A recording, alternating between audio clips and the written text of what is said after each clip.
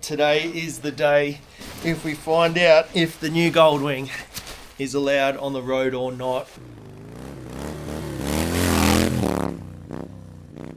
There's a whole heap of construction going on around me, so I didn't end up filming too much, plus replacing 100 bolts is pretty boring. But what I did is I went through front to back and did change out basically every single bolt to the new ones. Not only is it going to look better when it comes to servicing or even breakdowns on the side of the road, you're not jumping between 4 or 5 different tools just to try and get to the problem. Now, I've got a handful of most of the bolts that were in the fairing and bike, and there's hex head, there's Allen key, there's all types, but now it's all matching. It looks good. It's those little things that make all the difference. So from here, I think I'm going to pull the bike out, get it in the sun. It's been sitting in here for a week, and just go over it another time and even kicking in the guts and just get it idling and running up to temp. I have checked all the fluids and the oils. Everything looks brand new. It looks like it was just done. Let's get it outside, kick it in the guts, and see how she sounds.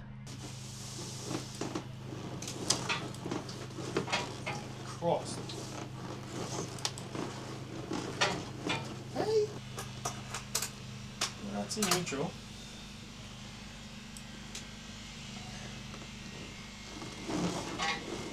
Help! Oh, fuck the old. Let's get this down.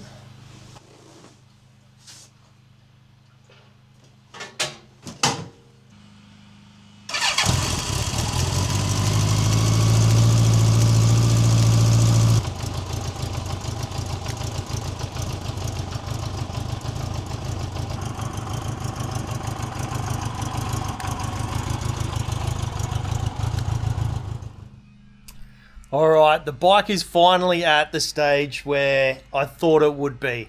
And after cleaning up all the wiring and fixing all the bolts and getting all the lights and horns and all that working, if I did take it for a ride, which I didn't because it's not registered, but if I did take it for a ride, I would say this thing is dialed in. And not to mention this backrest. Oh, I can't wait to try that. Alright, it's been a few days now, and today is the day if we find out if the new Goldwing is allowed on the road or not. Now, I've been wrenching on it for a few days. There was a few teething issues, not to mention the chaos that I went through at Service ACT yesterday. We had to make a few calls, but I might touch on that later. But now it's coming into winter here. Let's rug up. We're going to try and look as respectable as possible. See if that betters our chances. But fingers crossed. So I've got about a 20-minute ride ahead of me to get to the actual Hume where they need to inspect all import motorcycles. You can't just go to a local guy somewhere here. So I've got the bike out of the garage already. So let's hit the road and fingers crossed we don't get pulled over with no number plates, and yeah, hopefully all goes well. Now, it does sound like the idle is down a little bit. That is something that I can dive into when I get it back home. But for now, I might warm it up and then let's hit the road. All right, so this is the first ride. Fingers crossed.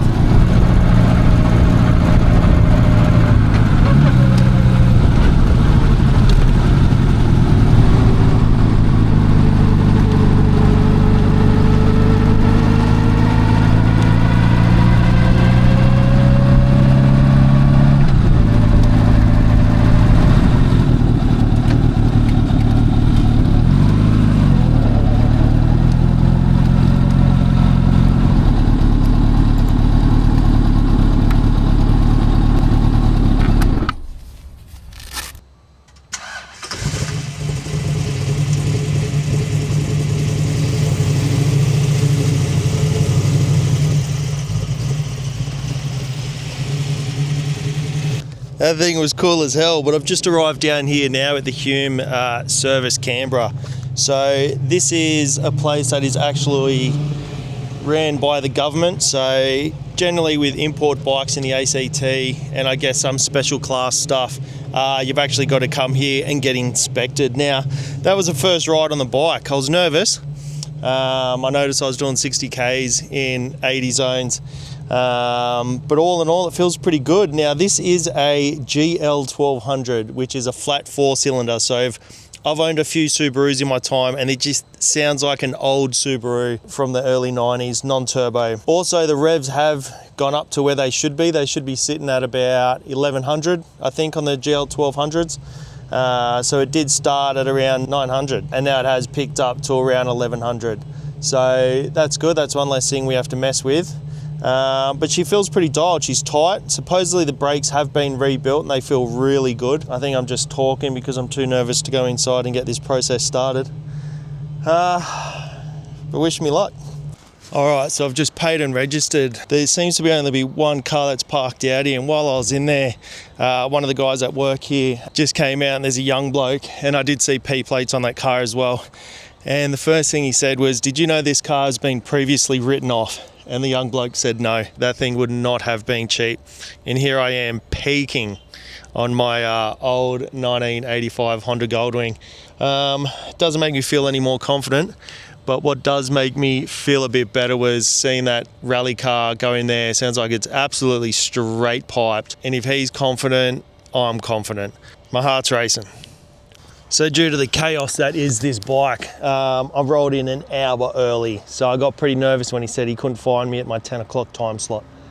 I thought, well, I've got an hour to kill time, I might give you a little look around on this bike. I don't think it's something that I've done yet. So I'll take you to the business end of this bike, which is the rear.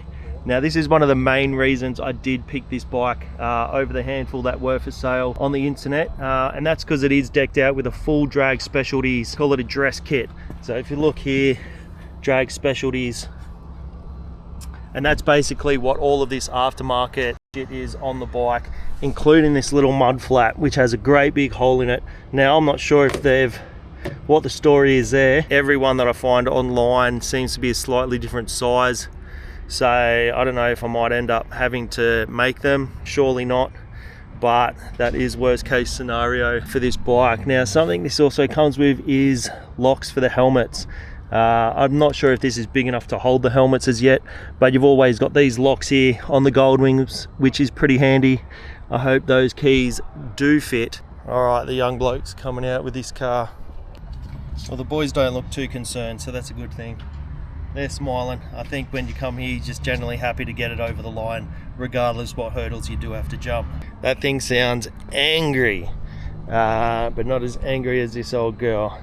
Now I have been doing a whole bunch of touch-ups now. I also hit Honda yesterday and tried to just order this little spare fin. I was there for probably over half an hour and we couldn't get there. Now that has just been another absolute battle with this bike, is that nothing seems to be just an easy process. So they couldn't find the VIN number, then we had to call head office. They couldn't find it. These days everything is online. Without the VIN number, they couldn't give me the part number for that fin. So we're currently finless. I might have to just hit a wreckers or just jump online and do it myself. But there's still a handful of things that I do need to do, such as a few little fairing sort of things.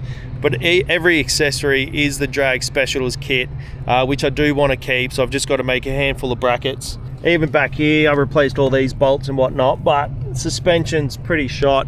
That is just a cover. It does feel a lot more rigid than the GL1500. I don't know if it's because there's a lot more weight in it. Now these are air adjustable. So you've got your control panel here, which does adjust the air in the front and rear shocks. I think the front. I'm not 100% sure, but I think that's the case. And these also have your built-in air compressor to pump up your tires. I haven't found the outlet for it yet. Now I'm basically seeing what you guys are seeing. I've had this bike for maybe 2 weeks and I've just been attacking the horns, the light situations, and trying to get it kind of tidied up. And I've just been so focused on it that I've barely had a chance to really look at anything else. And it's funny on the ride here how many people just stare at you. And that's one of the fun things about the old Goldwings, is you don't see them on the road too often. And when people see it, if they're into bikes, if they're into cars, if they're not into anything at all, you still got to take a look at this bike and try and just wrap your head around it.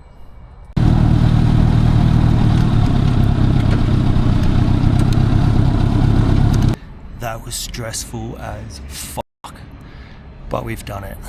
I'll talk more later. Yeah, boy!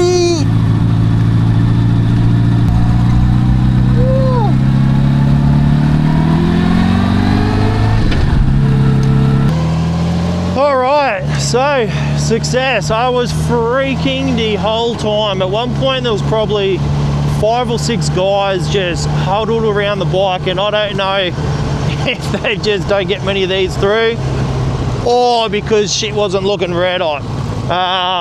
But all the guys there, super awesome. I'm also very lost at the moment, but that's all good because it's autumn here in Canberra and all the trees are beautiful. So I guess I'm taking the scenic route home. But we passed. It wasn't easy. There were a few issues which are easy fixed, but one thing that I forgot this morning was to bring tools, and when buying a new bike, or I've been working on it, no, I had every intention of bringing tools. I got there and I was like, shit, I forgot the tools, but we got there in one piece, so it was all fine. But then we had to go look for the import plates. Because this is an import, there's an import plate, couldn't find it anywhere. So I tried to make it easy for the guys and just have everything ready to roll, but that didn't happen because the seat needed to be unbolted and a few other panels taken off. But we got there in the end. Now the issues that we did come across with this bike, on the side it's got all those lights, and the side ones are red when they do have to be yellow. Not a big issue, I'll just find yellow lens caps. And also the rear tyre is supposedly pretty old now because it's completely covered in fairings. You can't even see it. But the front tyre is new. I knew that when I purchased the bike, so I just assumed the rear was all good as well. Not the case, but you've seen me change tyres on these old Goldwings before. It's an absolute mission. But you don't buy these bikes because they're easy. And I always tell people, the people that own Goldwings are either guys who are pretty handy on a toolkit and who have got time to set aside to work on these old bikes, or very wealthy people that can just drop the bike at Honda and just get them to do everything. So something I do enjoy is pulling these old bikes apart and just seeing how they work generally. Nerves have dropped off. Now some of the other issues that we had was the import plate was actually damaged and you couldn't see the VIN on it. That was one hurdle, and over the years when people have been transferring this bike from state to state, numbers have been messed up and the VINs weren't matching, the engine numbers weren't matching. So that's why at one point we had about 5 or 6 guys over there trying to just work things out, and we got there. Thankfully the system that they have in place did work, and I don't have to jump hurdles. I don't have to. There was a chance that I was going to have to re-import the bike, which is shit because I could have just bought a $500 one from America and had it shipped. But I did pay top dollar for this one here in Australia because all of that work was already done. So it's nice that they were able to get everything over the line. So yeah, so next you'll see me back in the workshop. We'll probably be tearing into this bike. Also, I think I just rode that whole way with my gloves on my lap. Cool. All right, so we're back home, bike is in the shed, and there are still a few little teething problems that need to be done, but the majority of it is done, and we got it over the line. So I think the next step here is head to Access Canberra, get our number plate, get it roadwork, get it all the paperwork done, I guess. And then I might put a few Ks on it just to make sure there's no issues. So far I think I've put about 25 kilometers on it. It's been pretty good. Something I forgot was when I was at Access Canberra to get it inspected, they waved me in. I turned the bike on and it just wouldn't kick over. Nothing would happen. And I thought, are you serious? Turns out when you put it in neutral, there was just a slight bit out, so there must be a sensor which allows you to not kick the bike over while it's in gear. Gave it a little tap, fired straight up, but it wasn't a good start. Next time you see me, I got no idea what I'll be doing, but I'll see you then. Clutch is significantly getting worse and worse. So right now I've got no power, no clutch. So I'm currently stuck in second gear. Oh no, zebra crossings, I can't stop. I'm just gonna have to stall the bike if I can't get this light. No, no. Damn it, these things are hundreds. Tell you what, the amount of bad luck that just went down on that last half an hour was insane.